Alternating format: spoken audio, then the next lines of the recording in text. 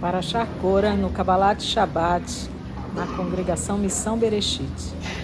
Shabbat Shalom. Shabbat Shalom. Hoje, porção Korah. Como o Roshi, na abertura já disse, é o nome de uma pessoa, um rebelde, infelizmente. Mas a porção é de Números capítulo 16 até Números capítulo 18. E a abertura, como o Rosh Palácio acabou de ler em hebraico, no literal é Vaikar Korah. Korah tomou. E o que ocupa os sábios e deve nos fazer também refletir é o que Korah tomou. O que isso nos ensina hoje? Vamos ler só os 3 primeiros versículos de número 16, do 1 ao 3.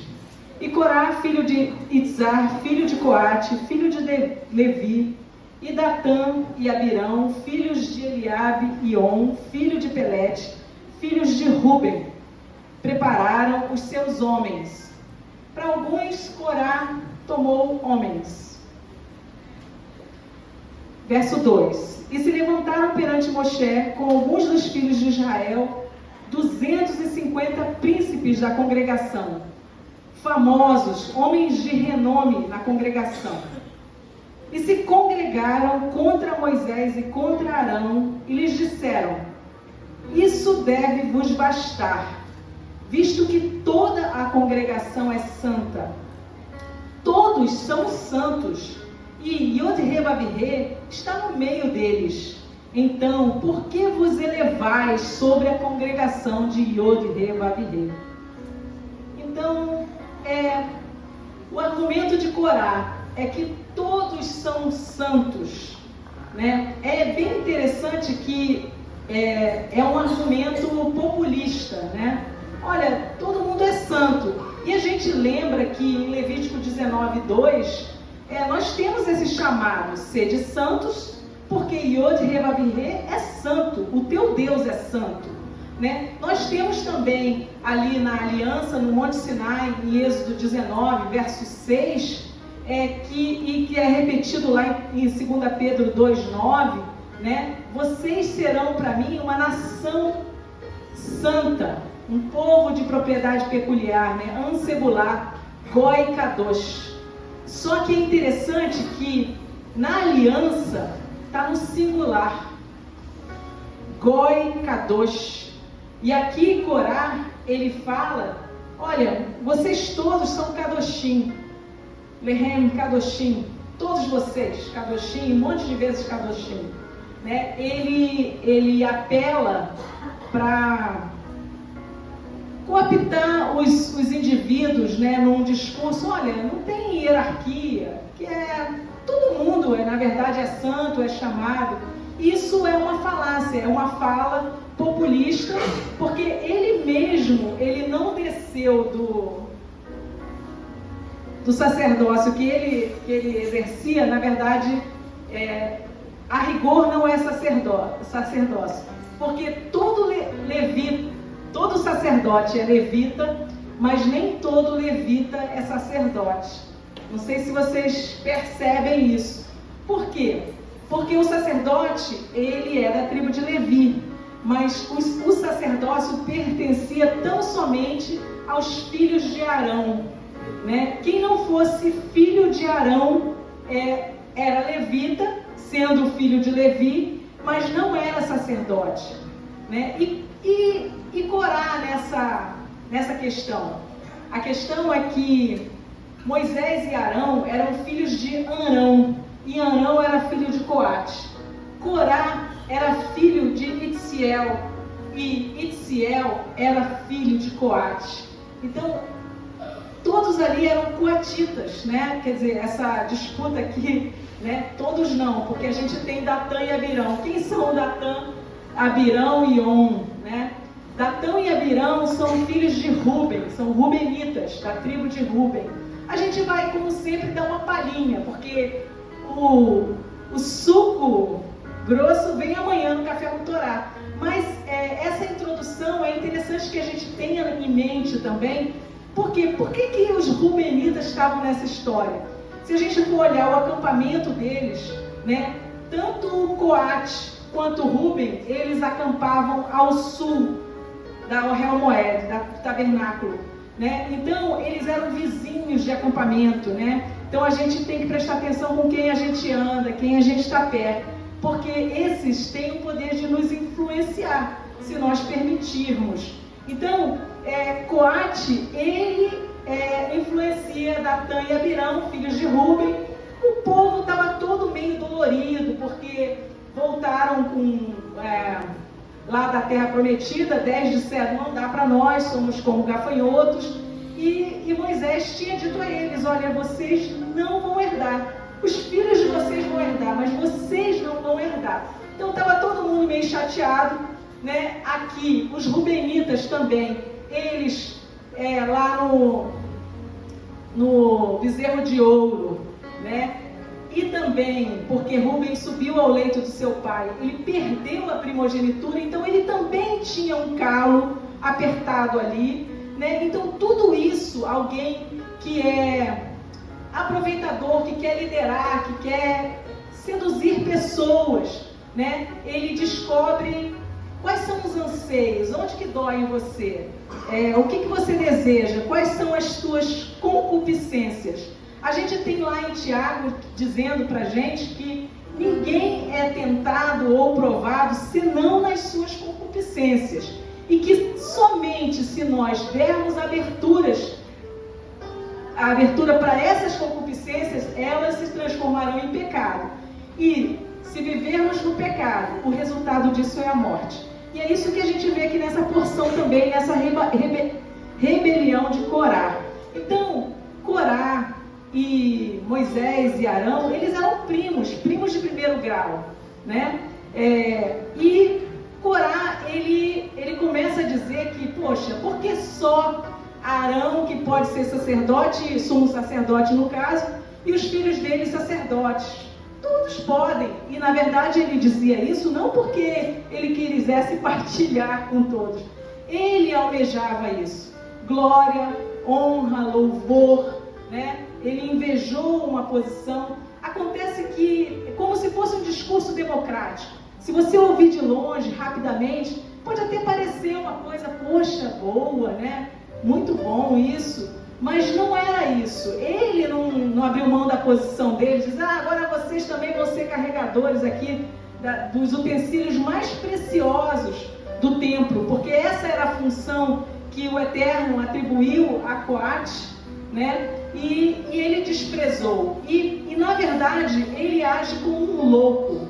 Por quê? Porque ele, ao questionar Moisés, como se Moisés tivesse arrogado para si aquela posição, e também Arão, né, ele esquece que existe um Deus, o Criador Todo-Poderoso, né? Ele desconsidera isso, o olho dele fica só nesse plano aqui, né? Porque até Moisés, quando ele foi chamado, ele disse, não, eu não. E o que você vê que Moisés não almejou isso. E dentro das Escrituras, na Torá, governo não é visto como exercício de poder. Governo é responsabilidade para serviço. E Moisés entendia isso, e o Eterno enxergava isso em Moisés. E Corá, ele queria poder. Ele estava, não era nessa visão que a gente vê aqui da Torá, né, de governo. Então, o que Corá tomou? Ele tomou algo que não cabia a ele, que não pertencia a ele, né? Ele tomou o seu próprio coração na direção errada. Ele não resistiu ao mal, não se freou, não lembrou lá do Mar Vermelho, das pragas, não lembrou de tudo o que ele viveu, né? E que passou o preço que o Moisés paga para ser quem ele é, as intercessões, né, pelo povo, muitas vezes, né, e Miriam e Arão, né, Moisés intercede, ficam leprosos, quando eles também dizem, não, mas só fala com você, fala com a gente também, olha, com com Moisés, meu servo, eu falo boca a boca. A boca dele é a minha boca. Porque a gente sabe hoje, assim, porque a gente tem a Brit Hadashah, que Moisés é uma sombra perfeita do Mashiach, né? E a gente vai ver amanhã no Café com Torá que, na verdade, Corá, ele representa o anti-Mashiach, né? E nas escrituras, 2 descem vivos ao abismo, Corá e seu séquito, e a besta, o falso profeta, também descem vivos ao abismo, se vocês forem ver lá em Apocalipse 19, verso 20.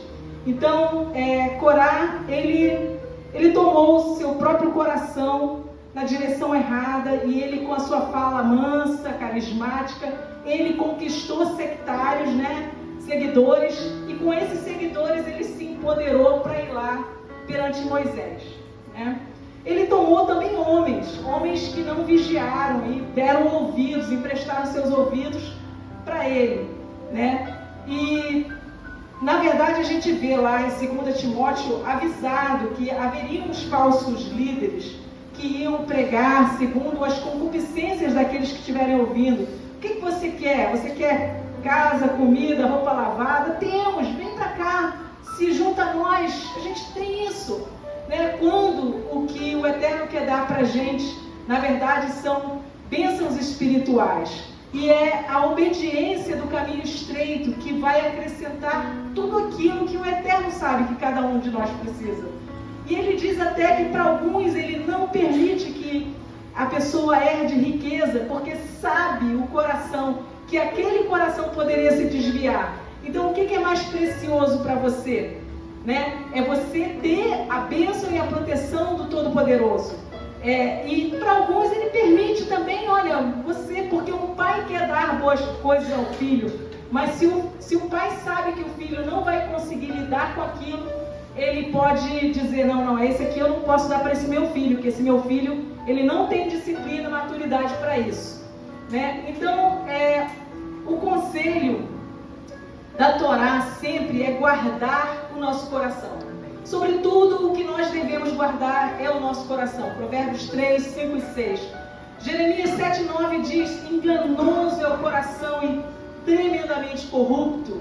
Né? E o conselho é não vos estribeis no seu coração, no seu próprio entendimento, naquilo que você acha que sabe ou prefere. Né? Nós precisamos estar no controle dos nossos corações e escolher conhecer, obedecer, viver, ou seja, praticar a palavra do Eterno em obediência. Sabe a diferença entre um sábio e um tolo? O tolo é aquele que é controlado pelo seu coração. E o sábio?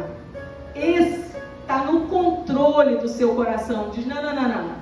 Isso aqui não convém. Não. E se nega aquilo que sabe que é inconveniente, com quanto que passe às vezes pela cabeça, não, vou me aventurar, minha família espera. Que isso? Né?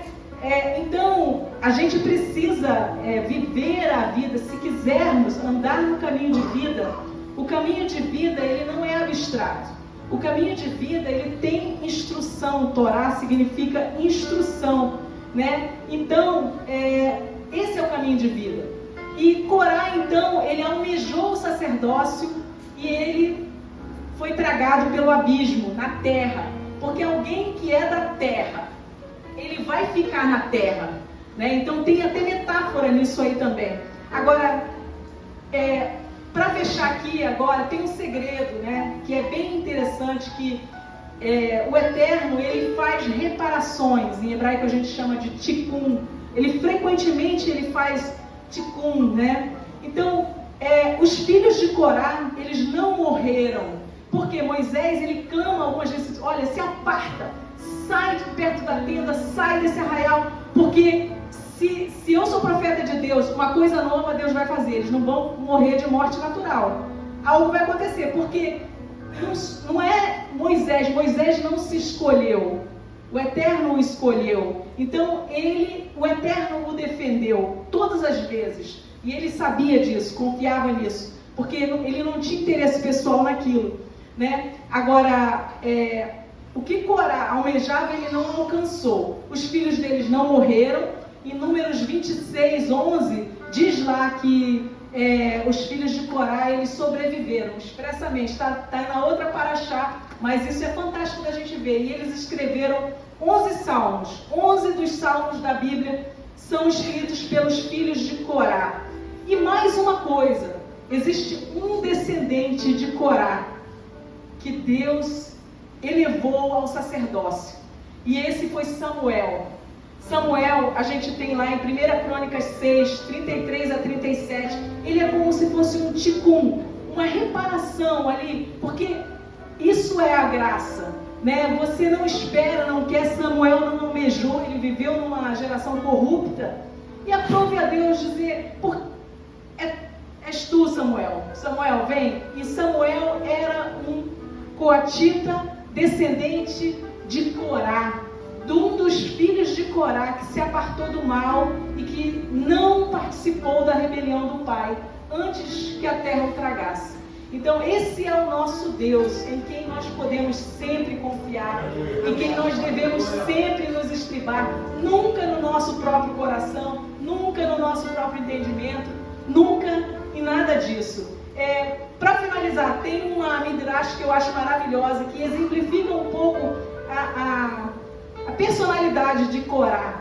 Ele pergunta para Moisés, ele sabe que o Tizi, Números 15, 38 e 39 diz, vocês vão usar Tizi para lembrar, para que vocês não sigam o coração de vocês, né? E nas franjas dessa faixa estará para que vejais e vos lembreis de todos os mandamentos de Yod-Hê-Vav-Hê, e os cumprais, e não seguireis após o vosso coração, nem após os vossos olhos, após os quais andais adulterando. Então, depois de um pecado lá, o Eterno dá o mandamento do uso de Tizi. E Corá chega para Moisés e fala assim, olha só, se eu tiver um talite todo azul, que o Tizi ele tem que ter um terrelet, que é uma cor azul, que simboliza o céu, a eternidade, as coisas do alto. Se eu tiver um talite 100% terrelet, eu ainda tenho que usar Tizi, Moisés? Ainda tem que ter Tizi? E ele faz outra pergunta.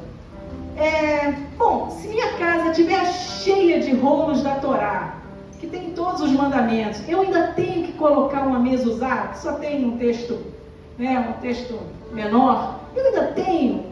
Quer dizer, a mente humana, carnal, que quer racionalizar, não é desnecessário, né? Como se isso suprisse aquilo que Yod-Hê-Vav-Hê ordena, né? E é claro que Moisés disse, sim, você tem que ter o Tizi, você tem que ter a mezuzá, porque foi isso que o Pai ordenou para nós, porque isso tem função para a gente, né? A gente lembrar, a gente viver isso tudo.